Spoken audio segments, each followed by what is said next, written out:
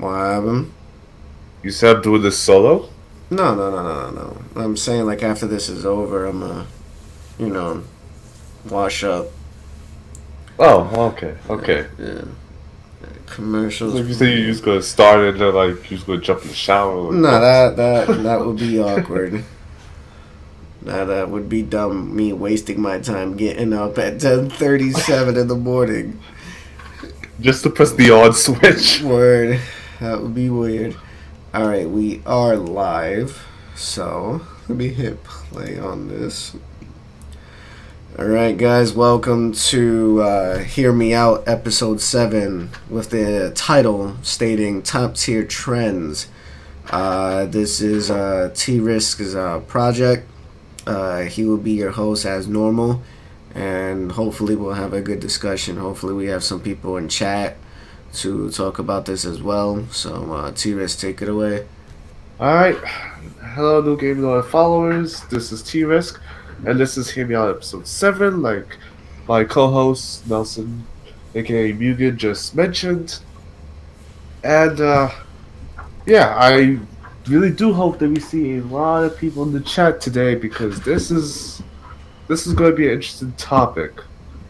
Now, I heard about this yesterday concerning picking top tier characters in fighting games or just in general games that are like, I guess, competitive in the heaviest sense of the word. Mm-hmm. And this just brings me back to a couple years back when Sanford Kelly was interviewed and his response was just pick a top tier. And Mm-hmm. I just want you to hear me out. Is it necessary to pick a top tier all the time? Well, I mean, it's depending on what you're doing and like what you're trying to aim for. A lot of these people's in the sense when they're talking about top tier, it's mostly in a tournament sense for them to win money. Right. And for me personally, I think that's totally fine. But then you start seeing things like tier lists come out and people talking about specific characters over others and explaining just the benefits of why this character is this much better than that character. But that doesn't mean that they're an auto win button for most people. Just Mm-hmm. for, just for those that are in the most highly competitive sense of these games. Right. So, so with that, I also want to ask you: do you commonly just specifically pick top tier characters, or do you go with the characters that you're most comfortable with? Um. Hmm. Let's start by saying that I don't really care for the whole oh you must be top tier to win because there's a lot of people out there that um they pick whoever they feel like and then they become character specialists and then that will make them a threat on their own. Me personally, of the game currently being played as Street Fighter 5, I first started playing with Bison and I kind of just like stood with him. At the beginning of season 1, he was considered like top tier. And then afterwards, like I would say a month or two in, Bison became like mid tier, and he's forever been like that ever since. But as I mentioned before in other streams, you play what you want, and it's gonna boil down to the player, not the character. Because if the player can outsmart the other person, the tier list gets thrown out the window. Okay. I'll take a short break here to say hello to Megasonic 45, and I hope you are enjoying the show thus far. And if you have a thing that you want to say as well, feel free to say so, Megasonic. The question was, do you commonly pick top tier characters, or do you go with the ones that you're most comfortable with? Now, Whoa. now Apparently. Yeah, go for ahead. me, Excuse me, Nelson. No, I'm saying go ahead. Apparently, I was seeing like something that was been alterated, and now I have to fix it because, Is it the chat? yep, I don't know why the font is like super fucking big. No clue why it's super fucking big. But I mean, you could continue. I'll fix this Okay. as you talk. Okay. As for me, I can also attest to the whole like picking top tier doesn't doesn't really matter to me either because at the time Chun Li was one of the best characters in the game for a while, or one of the top five, and that didn't mean anything to me because sure the character may be good, but my skill may not show the character's full potential. I just happen to play that character, and that character is comfortable for me to play with. Also, when Guile came out, I heard a lot of rumblings that he's not as good as he used to be. That he he's not going to be one of the best characters, and slowly but surely he is inching his way up there with some of the rest of the cast. Mm-hmm. So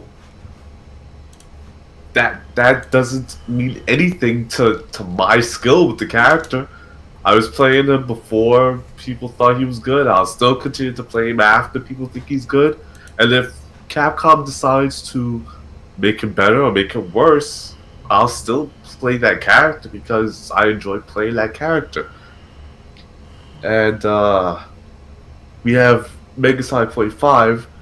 He says I picked the ones that he likes the most. Yes, and that's what you should always do.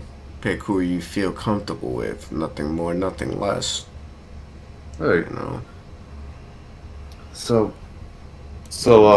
this whole question of just picking top tier, like you mentioned, there are character specialists, and I think we need those kind of players with that mindset just as much as the players that have the mindset of picking a top tier.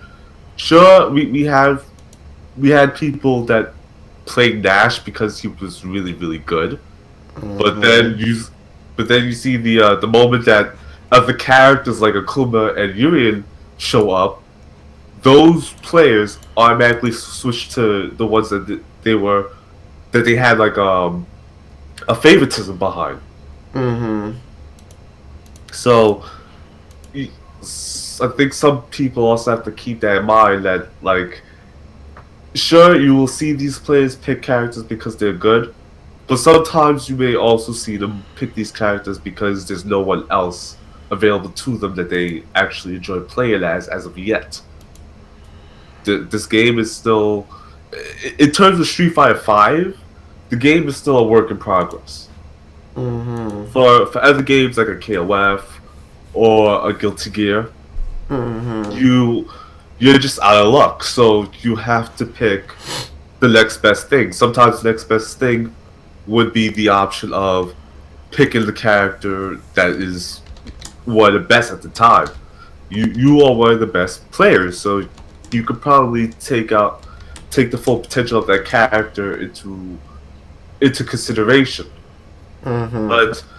But for the more like hardcore audience and for the more casual audience, unless you're getting paid to do this stuff, I don't think you really need to pick a top tier just because they're top tier. And I also don't kind of believe in this whole tier list thing because I'm sure you have seen plenty of matches where the character that is considered one of the lower end characters has gotten some wins in because of lack of character familiarity. Mm-hmm. And that is very And true.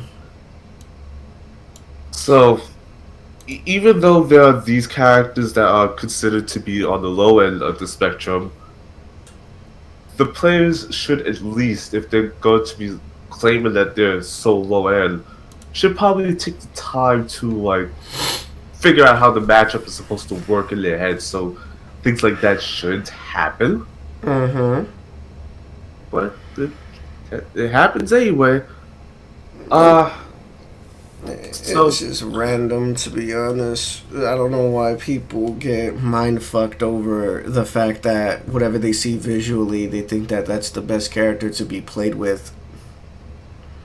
right, and I think Marvel is a game that can that can show examples of this all the time. Yes. Of characters that's just this was supposed to be a low end character. What happened? Mm-hmm.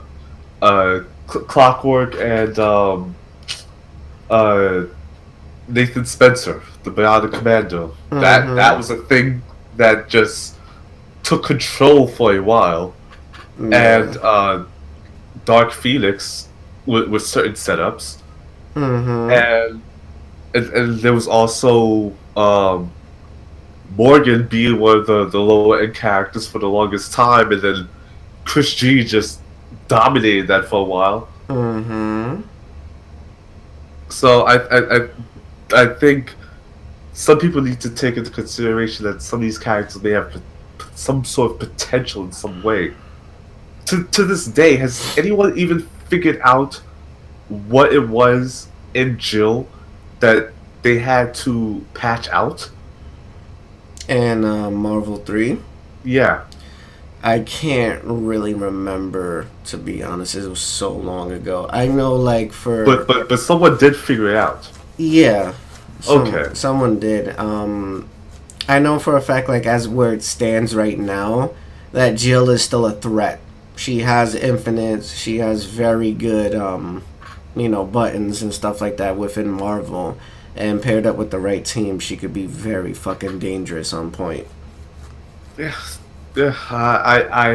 I for a while I wanted to see more Jill because I did play that character. By the time I just was like, I don't want to play Marvel anymore. I don't want to watch Marvel anymore. Mm-hmm. And when people started figuring out how to play that character, Mm.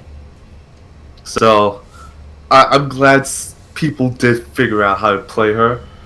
And I might actually take the time to look at a couple of Marvel matches eventually. Yeah. Uh, there was also Doctor Strange as well with some of his loops. Right. So I do think you gotta give these fighting game developers some credit because by now they kinda get how this works. I mean, Capcom's been doing this for like 30 years. Mm-hmm. I would like to believe they can figure out how to make characters good in some sense. Yeah, but now let's bring it to the other side of the spectrum where you're sitting there hearing it, and let's say I'm like the guy who does the combos. I'm the guy who does the adjustments on that side. I'm hearing nothing but people complaining. I'm seeing nothing people but complaining. And the thing is, the way how business works is that if the consumer doesn't like your product and they start bitching and complaining, you have to comply with what's being said because if not, you're gonna lose your audience. That is true. That is So most definitely true. I have a feeling that they felt some type of way, or they was pushed to a corner where like, okay, I gotta make a decision. I gotta make this character decent or try to balance it out to a point where everyone's happy. Of course, not everyone's gonna be happy depending on the character that they're playing with. But again, you won't really know who's a threat until the person actually sits there and grinds out, training mode and figure out who's what. Because I always tell people in Marvel, yeah, you have your 10 characters that's always being picked, but then you have those few characters that people become character specialists with, and they sit there and they find out new tech. Like before, Doctor Strange was an afterthought. All of a Right. sudden, you had someone like Nemo step up. Strange became godlike. So Oh, he's not good because he doesn't have flying abilities. Oh, wait, he doesn't actually need that at all. no, he does not at all. And I'm sitting here and I'm like, it's gonna take time for any fighting game, and we're talking about like with Marvel 2, that took 10 years to find everything out. Marvel 3 is taking the same route, so it's still a learn in progress. But people don't give Street Fighter or any other non-versus game the benefit of the doubt because you can always find something. I mean, if we even dare to go back to Street Fighter 4, people who brought out Rose, people who brought out Seth, Dalsim, Adon, Right. they came out of the woodworks, and they show that character is definitely viable depending on the reaction timing and the intelligence of the actual user. But everyone just wants, oh no, I want the frame data to make sense so I can pick them up despite my skill level and win matches. I just want the win button. Which character is the win button? Yes, that's exactly how this is. So, and you're not gonna get that no more unless if you're, very fortunate, like how people say Laura, Balrog, Urian, Akuma, and possibly like what the fuck is his face, Zangief are top tier characters in Street Fighter 5 now, and people are bitching and complaining, but let's be honest, I see tournaments, I see local matches every day, and I see those top tier characters getting their ass beat. Yeah, because people have learned to fight them. Yep. And I think most complaints comes from people that probably don't know how to play these games at the highest level. Mm-hmm. I don't complain. I don't go to Capcom and say like, hey, so and so needs to be buffed because I can't win. Because maybe my skill level is not right there to be winning against somebody that is actually supposed to be at gold level or supposed to be at platinum level. Right. Maybe I should stick with fighting the bronze and silver players until my skill level gets up there. Mm-hmm. Sometimes where you're ranked is probably where you're ranked. Yeah, like most of the time it's like that, but then again, as I always tell people, don't get what's the word? Don't get afraid, don't be scared because you see someone that has a higher rank than you. Ranking of course. Ranking is just another word to tell people like, hey, I have a lot of time on my hands to learn this game, and that's all it is. It's in a matter of who has the most time to push out into whatever game that they're playing. That's the reason why when you see people on the leaderboards at like ranking number 1, they've probably been playing since day 1.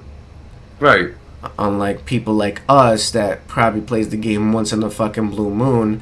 We play what we can, we try, and if we feel like that's it for the night, we'll stop. We won't sit there for like 10, 13 fucking hours a day.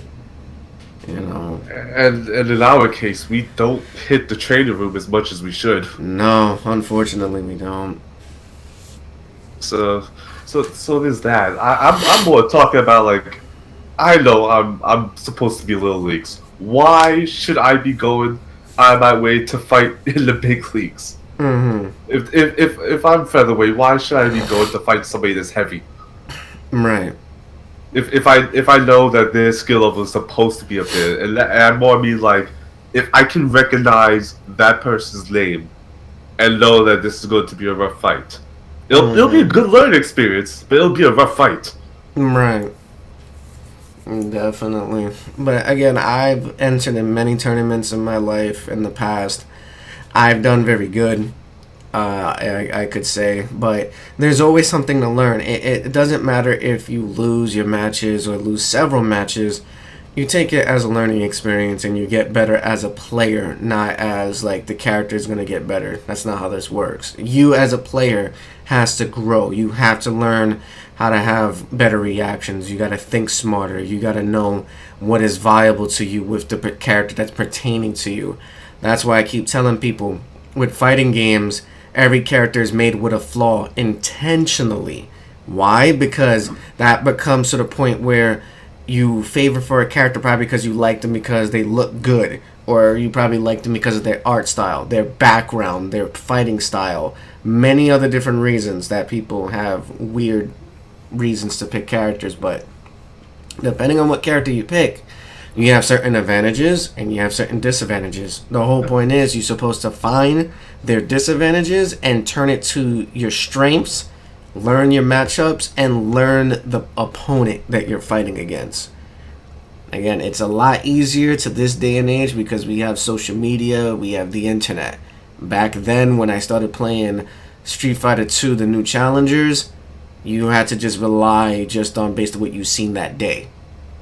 Right, you just went the arcades. Mm-hmm. I always see some people playing. You probably watched a couple of matches before you got on the sticks yourself, Right. and you probably tried to memorize what that person may have did if you played that character. Mm-hmm. And I can totally understand that. But with when we have Twitter and Facebook and all the other type of social media where we could probably ask the better players how they feel about this, how they feel about that, and the moment that they open their mouth, it's now law. Yeah. Because there a lot of people's taking their word over anything, not just because they feature in tournaments, they place high. Don't get me wrong, everyone thought that Daigo was the undefeated god. But just as of recently, he went 0-6. Yep. He even went for a parry that did go well. Yep, and wasn't successful. So, as I always say, people won't be on top forever. There will always be new people or new challengers that will try to dethrone the people who's been up there for years. Like, let's give you an example right now. At Next Level Battle Circuit over here in New York, you have a guy that came out of nowhere called IDOM New York, which is a lore player. Now, mind you, he's never entered a tournament. He's never cared to come out until just recently with this game. He was taking it very casual until, he wanted to start playing serious. He took out people like Smug, who's been winning Next Level for some time now. He took out people like Art. He took out people like Dominion. He took out Jiron, which is a Bison player for Empire Arcadia. Like, this guy came literally as a sleeper. Oh, who the fuck is this guy? Oh, he ain't gonna be nobody. He's just some random guy. All right, we're not even gonna commentate this because it's gonna be a waste of time. Next thing you know, he fucking bodies the person 2-0. He makes it all the way up to grand finals, bodies that person fucking 6-0, and he walks out. And it's sad that was like the mentality of the host of the night. Mm-hmm. That they didn't even want to respect the guy for even showing up. Just because he's not a no name. I understand. Sure, there will be there are sets that aren't monitored, but if that's good to be on stream, you should at least be doing your job. Man, I feel the exact same way, but there are certain commentators who do this, which are the bad commentators. I'm not gonna mention names. Yeah, I'm not gonna mention, but I will praise the good commentators that speak about any match despite skill level, and they will still do a breakdown match analysis, which I can name the duel Ultra Chen, or the other duel that just recently spotted on the team was Tasty Steve and Sajam. They've been doing phenomenal commentating despite the person's skill level. Then you will have garbage commentators that will just talk shit and talk about whatever else besides fighting games while that match is going on. And has been done in majors. This has been done on the grand stage as well. So yeah, and it's that is depressing. Mm-hmm. And I think that's a good topic for another time too. I'll have to keep that in mind. Hello, Capital C. You checking in, listening to audio while on the job. What's up, though? We're just talking about the mentality of players going with top tier trends in fighting games, but this could also be taken to any sort of competitive game whatsoever as well. I'm sure some of this can be applied to League of Legends and Dota as well. Yes, it can be translated to Dota, it can be translated to Overwatch, it can be translated to Call of Duty when it comes to guns. There's a Oh, lot of things. that is most definitely true. I couldn't stand sometimes listening to a lot of Call of Duty stuff. Yeah, so there's always a lot of things that this can relate to. So this topic can expand, but in the sense of now we're speaking like fighters, as far as I can tell. But in a widespread, this can relate to any genre as long as it has a And structure. yeah, if it has a strong structure, if it has a competitive scene of any sort, and if it has a relative community that's large enough to discuss such topics as well. Mm-hmm. So, Capital C, I also want to ask you, how do you pick your characters? Do you go about seeing what's the best character at the moment, or do you pick what's most comfortable for you to play as? Like, if you have any sort of history with the character, if you just pick them up, and this is the character that like spoke to you. So, as I wait for that, maybe, Mm-hmm. Mm-hmm. uh, I guess I'll ask the last question that I have here. So, how long do you think this is going to go on for? I say specifically for maybe Street Fighter. You think this is going to continue on forever, just like Ultra? I would believe that this would be a ongoing thing because people realize that they're not going to just be able to pick up a character from thin air anymore because again everything is oversaturated with the internet and displaying other people's opinions, not facts, opinions of what they think top tier is. And of course when you hear and listen to a pro player, they're going to be like, hey, I'm gonna go pick Urian because he's dominating the circuit right now, so I should probably learn him as a character. But the top tier ranking system always changes. It's very sporadic. It will never stay concrete unless if the game has been out for a certain duration. Street Fighter Five has been out for almost maybe still a year, maybe 2 years. It's still in its infancy Yeah, stage. I think maybe a day or two from now it'd probably be a year exact.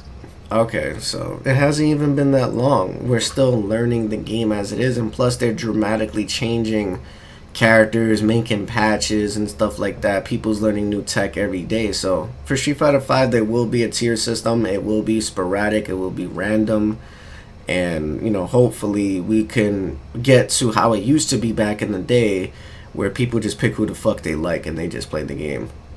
Um, Capital C has mentioned in Street Fighter 2, Ken spoke to him, felt more real to him back then. Karate Bruce Lee of Street Fighter, and he stated, "Now as I grow," which I guess he's inputting more.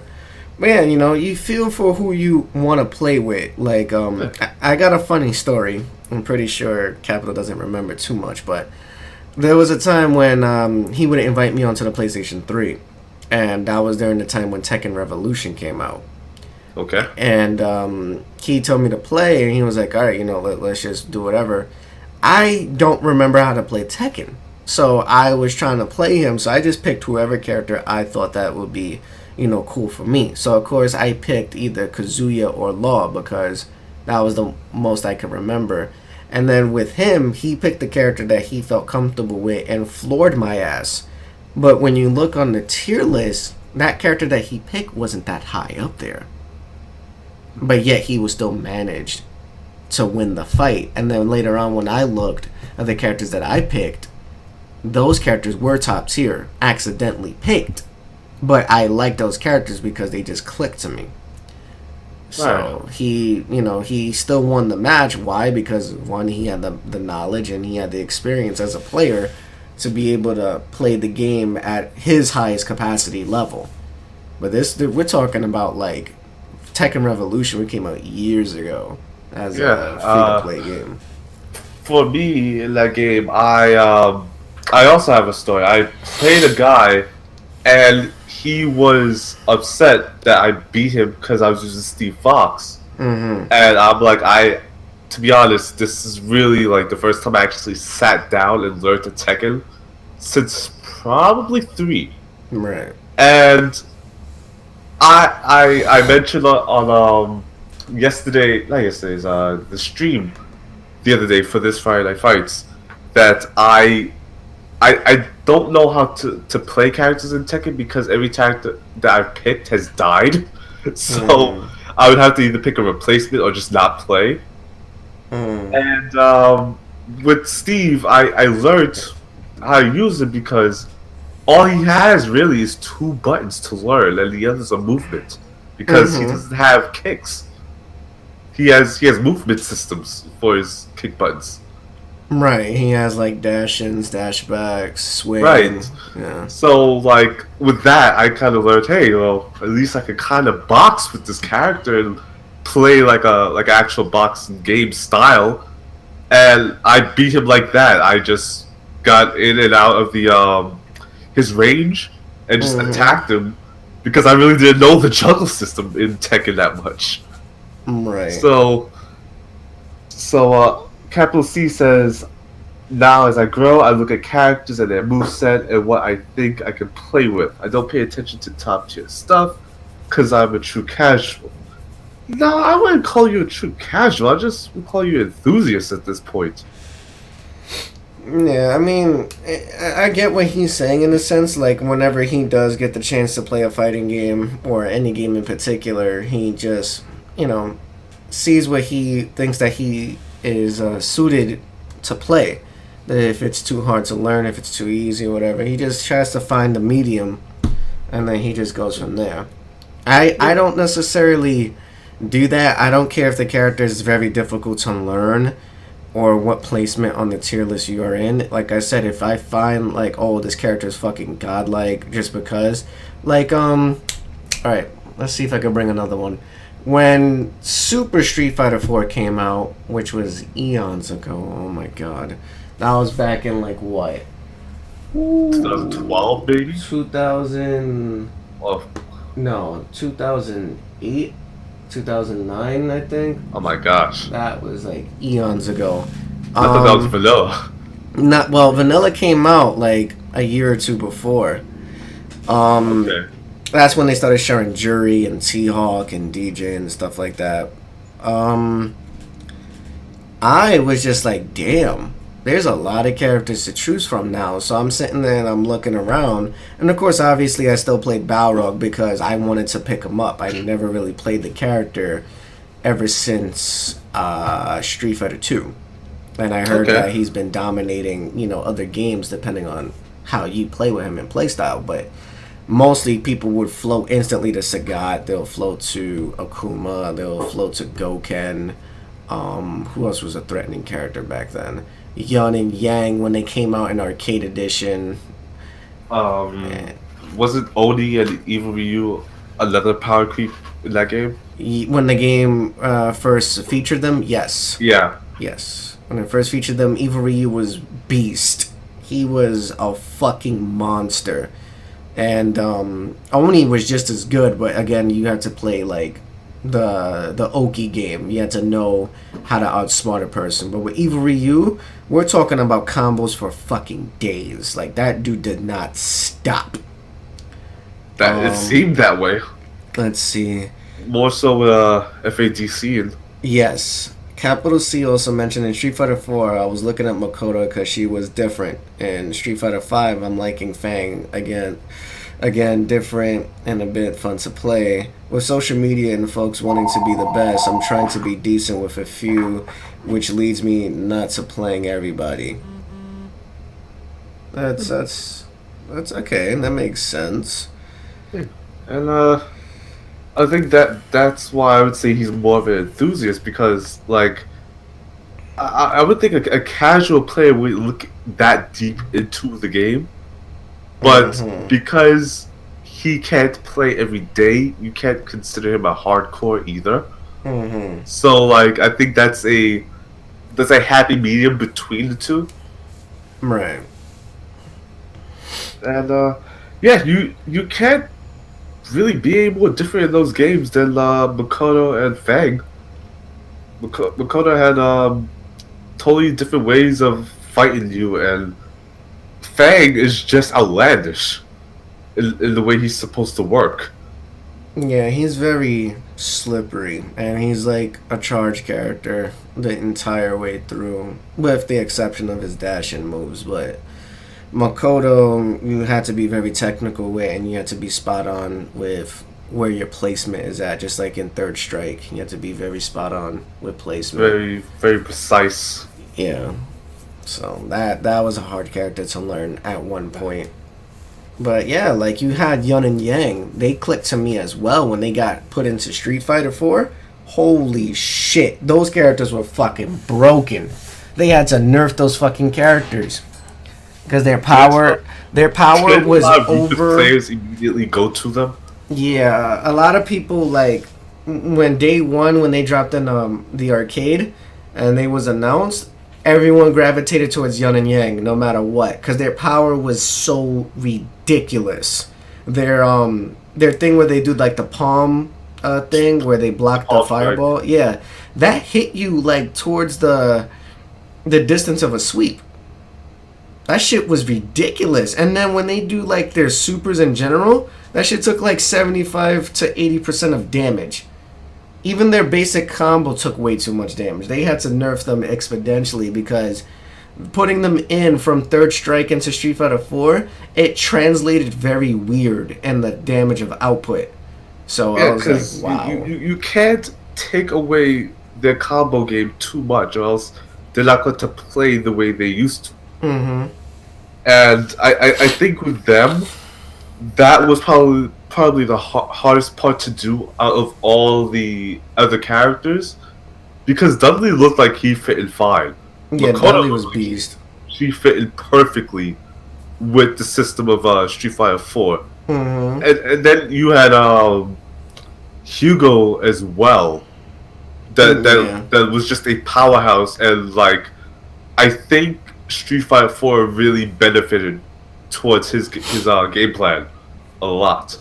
Well, it did because I'll name one player right now that I used to watch on stream every day, and he proved a lot of people wrong, saying that Hugo ain't shit, he ain't worth nothing. If anyone should know, Alex Valle, the guy who is considered the grandfather of Street Fighter, he basically plays Ryu all the time in Street Fighter 4, right? When the new characters started to flow out, he would dab here and there to characters to see like what are their strengths, what are their weaknesses, so on and so forth. He picked up Hugo just for the hell of it, and he told people on the stream, he's like, look, I'm gonna take my time. I'm gonna learn this character, and I'm gonna get this character, and I'm gonna be ranked number one in the world with this character. And what happened? He fucking proves his point. He got up there and he played Hugo in a unique way where he just bodies every character. Mm-hmm. And I remember when Elena was announced and she had the healing ability. Oh, yeah. I figured, okay, I know exactly how people should play this character, and people are probably not going to figure it out immediately. Mhm. And then I saw that one tournament where the guy just kept using focus attack to get his ultra back up while playing a very patient but steady game. And every time he lost a little bit of health, he just used the ultra to get healing back. Mm-hmm. That is I'm very like, true. she is going to benefit from this system so much, and people are not going to realize it. Mm-hmm. And it just took a while, but someone did eventually, and I think more people just need to think like out of the box in that sort of sense when it comes to characters like Hugo and Elena and Makoto for those for that game specifically, but as well as other games too, because I've seen people play a unique game when it came to a lot of Guilty Gear and a lot of Blaze Blue. Mm-hmm. When I was watching that for a time, and I saw when I first saw KOF tournaments, I was seeing Benimaru lightning loops that looked like Marvel stuff. Yes. Yes, I do remember that. That So was pretty ridiculous back then. yeah, so I think I think a lot of the characters can be utilized in ways that people just aren't thinking about yet. Right. So I hope with the new patch that's coming out for Street Fighter Five, whenever, I hope people better just shut up and play the game Yeah.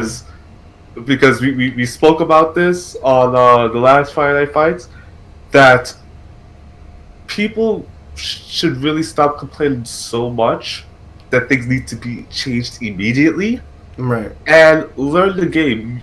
People learned how to fight Lash within the year. People learned how to fight Armika within the year.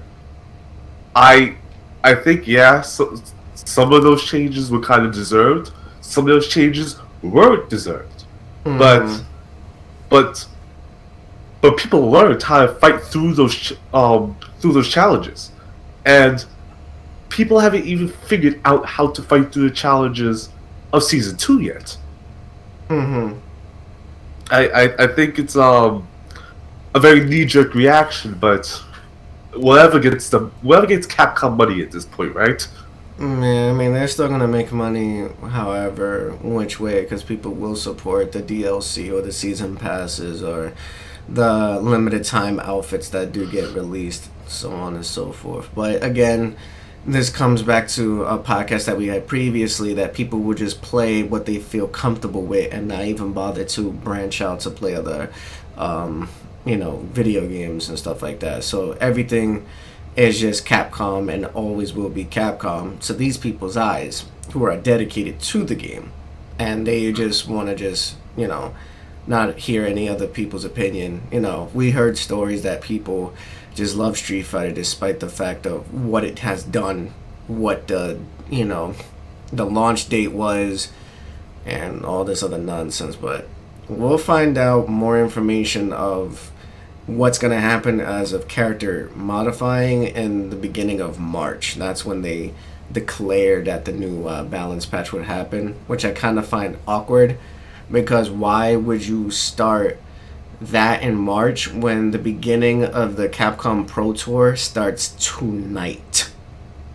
Really, It I starts thought tonight. So I thought that it start till April, but no, okay. like the beginning of the tour starts tonight because I guess I'll put it out there as a PSA right now. If people hasn't noticed, Lupe Fiasco has dropped his latest album, and they're featuring that latest album over in the West Coast, I believe at the Esports Lounge or the Foundry. I can't really remember what place, but they will be hosting an event and it will be sponsored by Capcom and also Lupe Fiasco. They will be having exhibition matches as well, and there was rumor that the new character, I think Colleen, or Colleen, yeah. Colleen, however you want to pronounce her, will be playable at that event as well. Okay. People should definitely look out for that if they have any interest in Colleen. So it will be streamed tonight. I'm assuming it'll be anywhere like 6 p.m. maybe their time. I'm not too sure like how late they're gonna do it, but we'll definitely find out the details and if it's worth talking about after it's down and done with, then we'll speak on it. But I just find it awkward that they're gonna be starting the Pro Tour event tonight and not after the balance changes happens, because that's gonna kind of fuck up people's sense of motion. Yeah, the tournament majors are spread it out evenly, so it's not gonna really phase a lot of people, but people do take changes to the heart. Yeah, they most definitely do.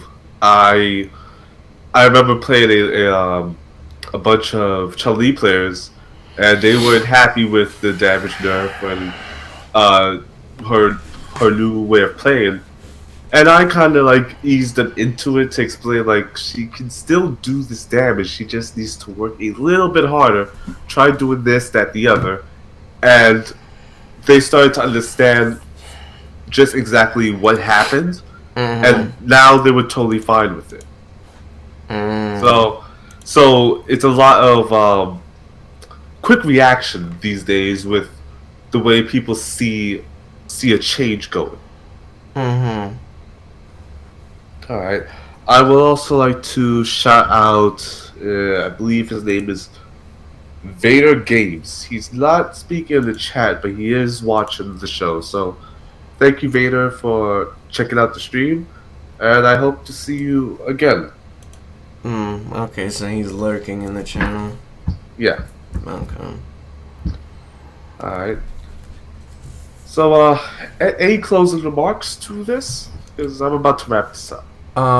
As I mentioned in the beginning of the top of the show, people just pick who you feel you're comfortable with. Don't really care about this whole tier list nonsense thing. It's only meant for certain people to use it as a guide to see what characters are being used more of a frequent basis, so it can be reported back to the company who made the game and to see if they need to restructure the game's balancing. That's it's not meant for people to just jump on the bandwagon and only play that character, just like how in Marvel vs. Capcom 2 there was only 3 teams that was using the consistency, and that got annoying really fast. So pick who you want to pick. Don't let anyone tell you otherwise. Learn your character or learn your game, whichever game you're playing that has a mentioned tier list like Overwatch. I heard there's certain characters like Bastion that's fucking broken as hell and whatnot, and they had to recently patch the game and so on and so forth. Wasn't that patched like a long time ago for that game? Yeah, but yeah, but I heard people still complaining about Bastion being cheap as hell still.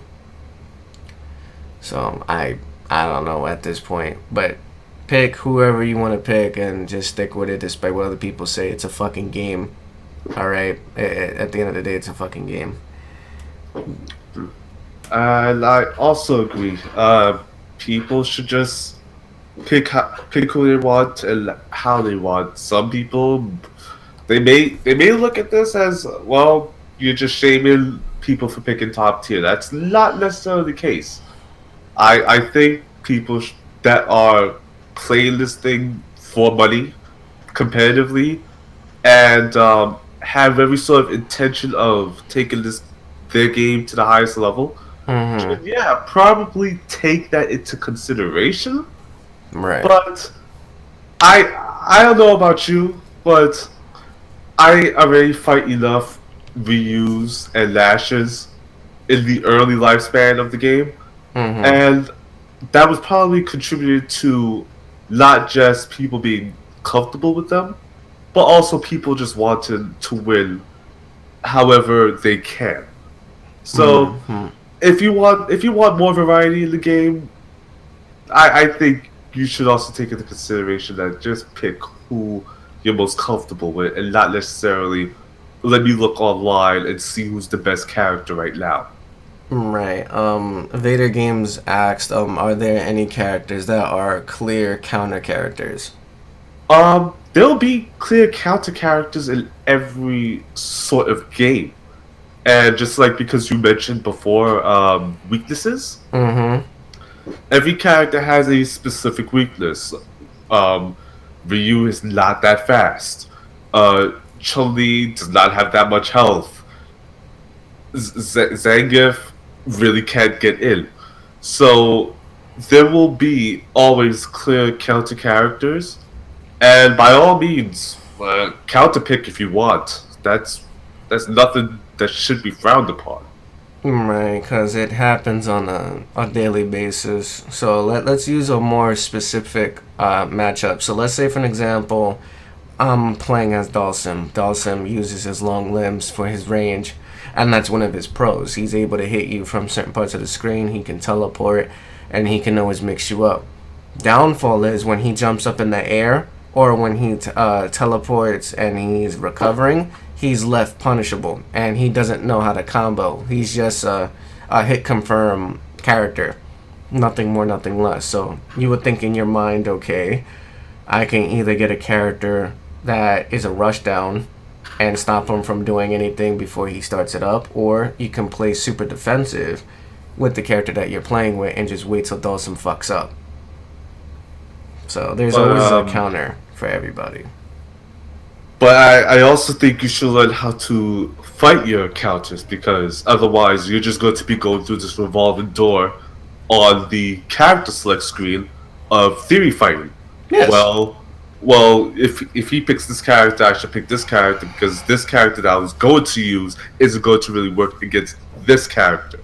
And he's thinking in his mind, well, if you're going to switch characters, I might as well switch characters because this character can't fight the character that you currently picked. Mm-hmm. So yes, counter picking is a thing, but you should also learn how to fight your counter picks because of that theory fighter reason. Right. You always just stick it out to the character that you favor the most and whoever you feel comfortable playing with. Right. Now, of course, tournaments are just going to stop that sort of thing. But in some online games where you can see who your opponent is going to pick, that tends to be a problem. Man, in some cases, depending on like the state of the online play, whether if it's lag or Was it Vanilla Street Fighter 4 like that? in what sense? Where you can actually see who your opponent is going to pick? I think so. I think they fixed it in Super or Ultra. Yeah, But, I think in Super is when they fixed it, but I think in regular Street Fighter 4 you can see who the character is hovering over to get an actual advantage. And he's Right. mentioned, thanks for the answer, appreciate the point of view. No problem. This show is for topics that we normally don't get around to speaking about. On not Sundays, on Saturdays. I'm sorry. So with this, there are just topics that I want the audience to speak on as well. And if you have any questions, we are free to answer them. Is there any hate for players that are nice with the Game and Joystick? I think you're better off explaining this one, Nelson. I will say this much. For someone who has competed in tournament, that was a tournament player and now is like done and retired, the game has changed drastically over the past few years. A lot of people was hated for the fact that certain people only still played on like controller or like the actual gamepad, like let's say Xbox 360 controller or PlayStation 3 or now a PlayStation 4 or Xbox One controller. And people would just play that and they would just get frowned upon because of the fact like everyone is moving to the trend, which is buying an arcade stick. Now the whole trend was that if you own an arcade stick, you will have better reactions, better timing, and better hand placement for you to acquire the learning skill that you need to evolve in the game.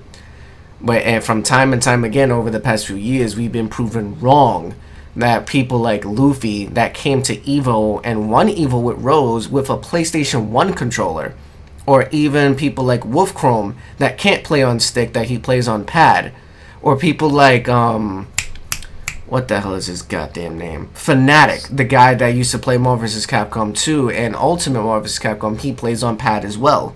He doesn't play on arcade stick, so you have yeah. You should also mention that this is not like a fight pad at most of the time when you're explaining this. You're talking about like a regular Xbox or a PlayStation controller type of pad, right? Like the normal standard controller that you get with the actual console.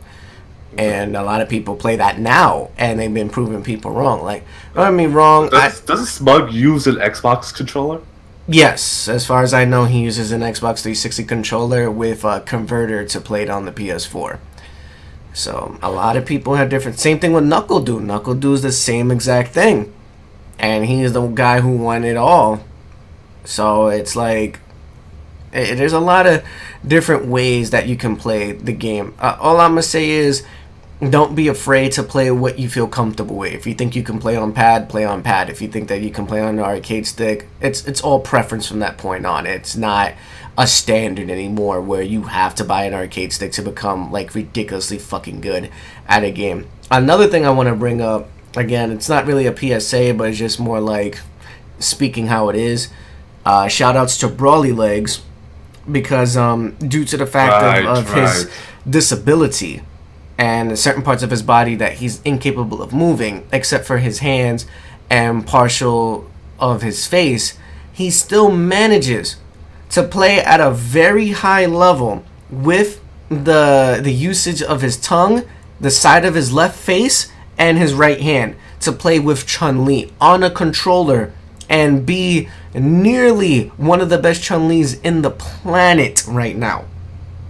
And so, you should mention that it's not like he was doing this from Street Fighter V. He was doing this from previous Street Fighter games. Yeah, his whole start of his fighting game career, he was playing like that. He was always disabled. He was from birth disabled.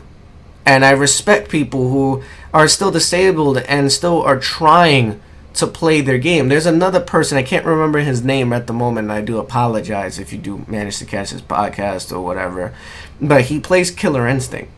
And he's also another disabled player, and he fucking dominates people. I think his name is Dayton, if I'm not mistaken. It could be that. And, shout outs to those people, man, that fucking even try to do that. Yeah, Broly Legs. He actually streams. You can find his stream as well, but he also has a YouTube account that we could also check out his videos, I believe. Yeah. Broly Legs is the known streamer that's disabled that plays Chun-Li. You also have another person named Dayton who plays Killer Instinct, and he's fucking phenomenal at that goddamn game despite his disability. For me, Broly Legs is one of the reasons I do continue to still play Chun-Li even when I'm discouraged. Because if he could play her, why shouldn't I? Right. That is very true. So hopefully, let's see. Yeah, there are even, I believe there's a documentary for Broly Legs as well. Yes. I just can't remember the name of it right now. I apologize. One-Handed Terror, yeah, that's another person. One-Handed Terror. Yes, I have heard of her. I just can't remember what game. Yeah, I remember that particular person. But, yeah, Broly Legs is a very inspirational person in a sense because when he started introducing himself into the fighting game league, he just wanted to play just for the sheer fun of it. He didn't really care about playing for tournament or winning money. He just wanted to try to be normal and fit in with the other people and, play something that he is passionate with. But he does have a book, and he also has a documentary. You can check online. I'm pretty sure there's videos on YouTube, or you can check on his official stuff and whatnot. It shouldn't be too hard. Like, just probably Google Broly Legs documentary Chun-Li player disabled, and you should get it. Yeah. And there's also been several interviews with other top players that would talk to him and get his perspective on how a daily life is with him, of having his brothers and his family helping to get from location to location to play in tournaments, and also to help him practice in the sense of it. But he enjoys the game for what it is. He still acts like a normal human being at the end of the day, and he's a really cool people. And I was glad as of 2015 Evo, I was able to help him get there by donating to him, because he shouldn't be discouraged just because he's disabled. Right. Is there a line in the sense for Street Fighter gamers and Mortal Kombat? Do the communities mix? It's not often, but there are players that play both games, and honestly, it doesn't happen enough. Yeah. And I think that's because of the way the two games play. Like, you might be able to get away with playing Street Fighter and playing like a King of Fighters game. You may be able to get away with playing Street Fighter with any other Capcom game, but because of the way Mortal Kombat plays, you have to retrain your brain to, besides the basics of what a fighting game is, to learn how to play that. Yeah, but there are times where people do dab into different video games. Like, is Sonic Fox a Mortal Kombat player? Yeah, He's a Mortal Kombat player. He's also a Skullgirls player. He's also a Dead or Alive player, and he's now considered a Street Fighter player. Okay, so there goes your example there, Vader. Man, so people do dab into different games. Like you have a person like Justin Wong who plays every single fighting game, despite like what genre it may be, whether it's like 3D fighting games, 2D fighting games, versus games, and anime He'll give fighters. them all a try. Yeah, because he just loves fighting games. Some people are Right. like that too, but you do have those people who just stay within their community and only in their community because they feel like that's the game that they want to put the most um, work in. But you do have those people, those few exceptional people who will play every fucking game there is and play at its highest output. Yeah. If you enjoy fighting games as a whole, by all means, go ahead. Play out however many games you want. You may not get as good as you should, but you'll probably have a good time playing those games regardless. Mm-hmm. And another example is probably Daigo as well. He played Street Fighter 2, he played Darkstalkers, he played Guilty Gear. He played a few games. So there is definitely people people that play a lot of games. Okay, this is extended to a bit further. I enjoy this. Mm-hmm. Vader. Now, what about Smash Bros? I'm surprised how it got big. It got big because it was always big in its own sense of its own community, and I think just lately they have been trying to push to actually be part of the FGC. So that's kind of why now its popularity has somehow been recognized. But for years, like back in 2005, 2007, I was seeing streams for this game in its own community. And it has its own, uh, I guess, majors as well for its own game. Mm-hmm. But it's only recent that actual FGC is recognizing it to some extent. Yeah, because the community started out very small, and they took of what necessarily was a party game and made it into a fighter by stripping down a lot of its core mechanics within the game itself. They took off no items, they disabled a few stages and stuff like that, and all characters were legal. And it came to the point where a lot of people started holding, like, a lot of local events, some majors in the sense, and they had a petition, and that petition came across from Nintendo and also to Evo to have it as a lineup game. Now it's just like it's a very weird thing that the game grew up as it did, and it became just like this gigantic monster of a game to be featured at events now. Like we're talking about like thousands and thousands of people sign up, they watch Smash Brothers events, and it brings in very high numbers. So there's a lot of fan base from the U.S. and also from like other countries like the U.K. It's just And as a guy that did play a lot of competitive melee and a bit of competitive brawl, as good as it can, I I enjoy the fact that it has some recognition, even though I understand that there's still a lot of FGC members that disapprove of it being as big as it is, probably because of its numbers compared to what is considered real fighting games. right. And but I really do hope that that changes, and that even though it doesn't, it probably will get accepted in the FGC. I hope it at least get recognized as an esports type of game, Mm-hmm. because the term esports goes beyond just fighting games. It goes to MOBAs like Dota and League of Legends. It goes to shooters like Call of Duty and Battlefield. it goes to racing games like Gran Turismo. So I hope it could, if the FGC doesn't want to recognize it, at least esports as a whole does. Uh, what do you guys think of commentators for fighting games? What makes a good commentator? They just have to be knowledgeable. Like, I'll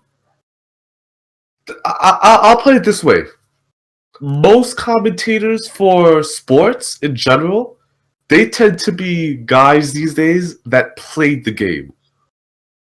You will get a commentator for NBA that was an NBA superstar at one point, an NFL superstar at one point, and also for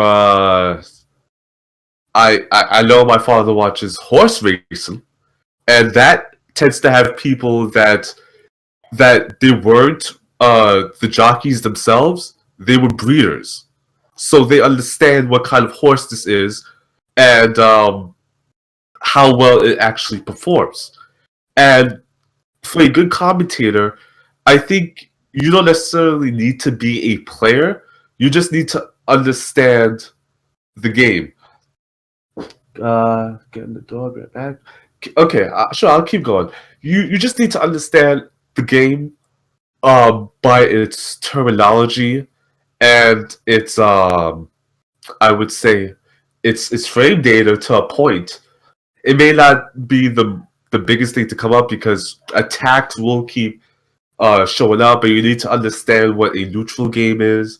You need to understand uh, how these players actually fight, because the closest thing to it would be a boxing match or a chess match, I would also say. And you need to understand just how the players are actually moving their characters around, how they're trying to get their spacing in order, and you can see this examples in James Chen's way of explaining the game. But then you also have people like back in the day with Yipes commentary that would make up stuff on the fly or would say stuff that is so underground in that community that other people just won't get it. So you would have to watch matches after match after match to understand what he might be saying. Right. Oh man, a lot of questions today, man. Yeah, Vader, like, please. I think I need you to show up for the YouTube channel and just give topics, because you're asking a lot of questions, and believe me, I would definitely love to be here for as long as I can, but some people have to go eventually. Let's see. Would you say that becoming nice at fighting games, you have to beat the computer at the highest level? Not necessarily. Not necessarily, because think of a King of Fighters game or any SNK game in general. Good luck fighting that AI at the highest level, because for those games way back, what highest level meant was the arcade machine tried to get your quarters as quickly as possible. Mm-hmm. It not only needed to get your quarters as quickly as possible, it needs to get you to leave so that it can get the next person's quarters as quickly as possible. So I wouldn't necessarily take the AI as a measured stick for your skill. Right. I'll check out the YouTube. Feel free to leave when you guys are ready to go. Much respect for answering the questions. No problem. We normally don't get to answer questions like this, and we normally don't get members in the chat to ask questions like this. Most people are usually silent or speaking amongst themselves, or just don't ask these type of questions to us. So by all means, man, feel free to continue asking questions like this whenever you do get the chance to show up on stream. Yeah. And you mentioned before, Nelson, Mm. actually, do you have anything to say on that? The On computer highest level stuff. I would say that it's just meant to test you just to see like what are you capable of doing because computers are normally going based off of the reaction of what you do. Like if you ever played Mortal Kombat 2, the computer will shut you down and make you feel like you have no idea what you're doing. So it's there to test you as a placement tool, and you need it as a somewhat of a guideline to help you improve in your training. Though playing an actual real player is where it's gonna come down to its like greatest core. Hmm? And Beast New York comes in and says, "Okay, then get ready for the next batch. I got a few dozen." All right, Oh go my ahead, ask away goodness. then. You also mentioned here, Vader. Do you tend to notice more good commentators or bad ones? It's easier to notice a bad commentator over a good one these days because there will be like YouTube compilations of this. Mm-hmm. You will always see some sort of YouTube compilation of a bad commentator, somebody that just doesn't understand what's going on in the match. Because Man. the term stream monster is a thing, and they will put you on blast if you don't understand what you're talking about. Man, that is true. But there are some good commentators out there, and then you have the horrible bad ones. We spoke about it a little bit earlier in the segment today, but I think we have pretty good official dedicated commentators now that like to travel and just be commentators. They still know how to play the game because that's what makes them a better commentator. They actually play the game that they're speaking about. I definitely agree. And do you want to talk about the question that you had before? What do you think of the commentators for fighting games? What makes a good commentator? What makes them a good commentator is knowing everything that there is about the game, whether if it's knowing about the frame data, the move list, the character itself, the bad matchups, the player's history. That's what makes you a good commentator. Knowing all this vast knowledge and breaking down the match for someone who does not know how to play fighting games is basically one of the best commentators that you can have around. And there are four people that is doing it currently today. And the fighting game community, and then there's other communities like first person shooters and RTS games and stuff like that that they do the exact same thing. They know their game, they break it down for a good analysis, and they make it easier for viewers who are just coming on learning about the game for the very first time, or there could be other players that just want to get into the game and play at a very pro level. Uh, And it, Beast it, New York was oh, trolling. Cool.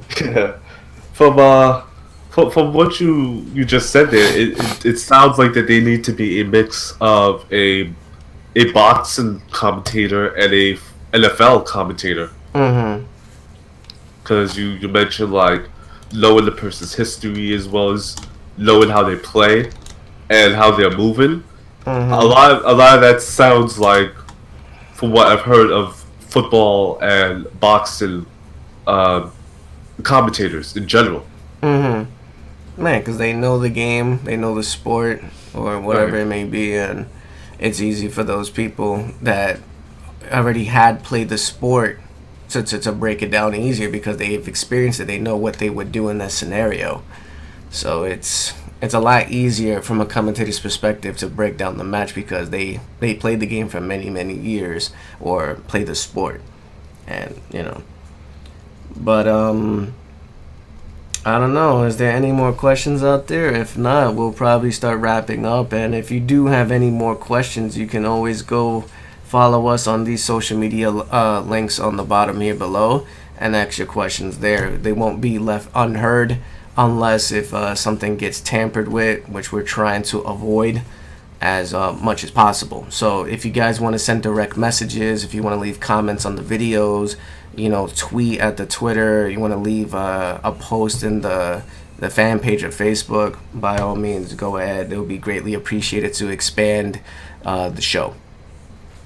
Correct. Like I will explain again. the show is called Hear Me Out for a reason. Sure, it may mean for me to like hear me out. This is my opinion, or this is what I want to talk about. But I also want to hear what you guys have to say as well. You guys really make this show what it can be. Sure, I can keep talking about from now to never about things I find, but if there's something you guys want us to speak about that like other people just don't talk about, just let us know. What do you think of RTS games? Megasonic says. That's real time strategy, right? Mm-hmm. He's a very avid Halo Wars player, so that's why he's asking that Oh, okay. I played real time strategies before, but I've never played them competitively. Like, I didn't even know that was a thing until a couple of years back, maybe back in 2006. question. And that's mostly because I just knew them as you try to defend your base or go on the offensive and take out someone else's base.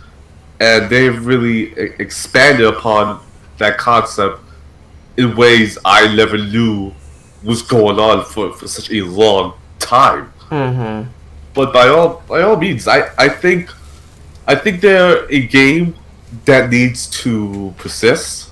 That should always be around as a genre, and I think they have potential to be in an esports game of their own if done well. Well, RCS games is already considered esports. That's why we have StarCraft 2, Dota 2. We have also League of Legends and stuff like that. They're already I mainstream. didn't I making the didn't big even know money. Dota was RTS. I thought it was another MOBA. Well, I mean, it is a MOBA, but it's still in that realm. Like all those games that I just listed, like the StarCraft and the Dota, the League of Legends, the Smites and stuff like that. Those are all mainstream games, and they get a lot of attention very quickly. Like we're talking about, like for StarCraft alone, you get like probably 500,000 fucking people.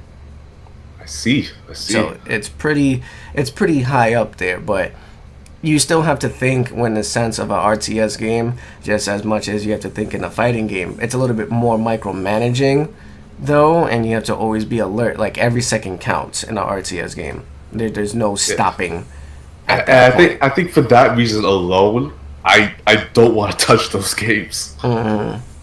Just because I already do enough micromanaging in other games, and I don't necessarily like it too much. But Mm-hmm. that takes micromanaging to a whole nother level that I'm just not ready for. Yeah, it's like every second is a viable second that's needed to win like your game, whether if you're trying to take over someone else's territory or just kill them in general. It's always something that you have to work hard.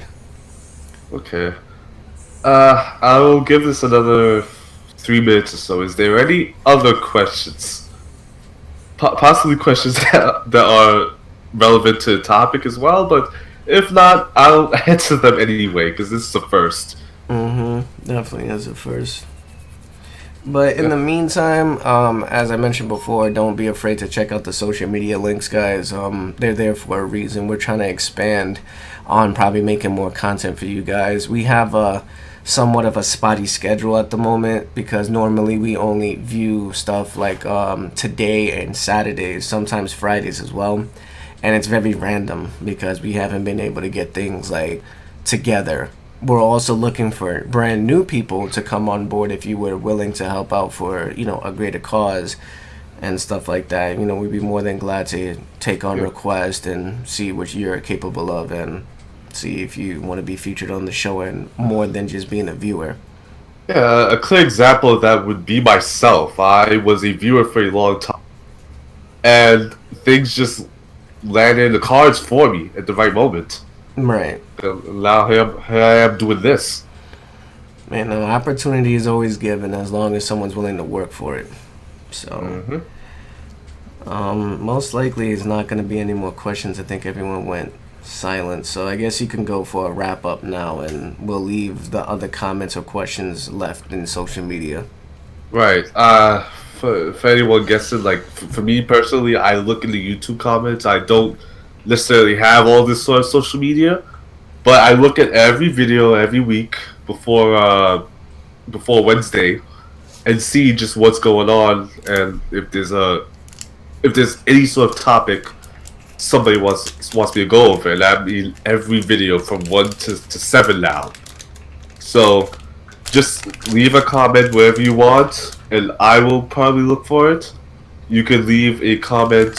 I mean, you can leave a message in the inbox of YouTube, and Nelson or Alex will probably look at it. Yeah. Or you can look at the social media, and Alex or Nelson will probably look at that as well. Yeah. Whichever is the fastest for you guys. Yeah. But yeah, man, I take a don't break. necessarily have social media just yet to be looking, so fortunately not. And like I said, this little project here depends on if you guys want to keep hearing this. So with that, I am going to call this segment to a close. It actually probably ran on another half an hour. Yeah, it's right now we're hitting the hour and 20-minute mark right now. Yeah, I already said we was going to leave, and then this started happening. I'm not complaining though. I actually did enjoy that. That was a lot of fun. Okay. Well, this has been episode 7. Look forward to episode 8 around this time. Usually, it's going to be on Wednesdays around this time, but sometimes it might be in the evening, depending on schedules as well, or Tuesday or Thursday, depending on schedules. I will try to keep it consistently to Wednesday. So far, I have. So let's keep this train going the way it is. This is T-Risk and Nelson. Thank you for hearing us out, and we'll be signing off now. Peace. Alright guys, thank you for watching. Come back next week, Wednesday, hopefully around the same time, around 11 o'clock, 11:30. And if you haven't followed the Twitch channel, please follow. If you haven't subscribed to the YouTube channel, please do that. And anytime when we go live, you'll find out what's happening. Till then guys, be good.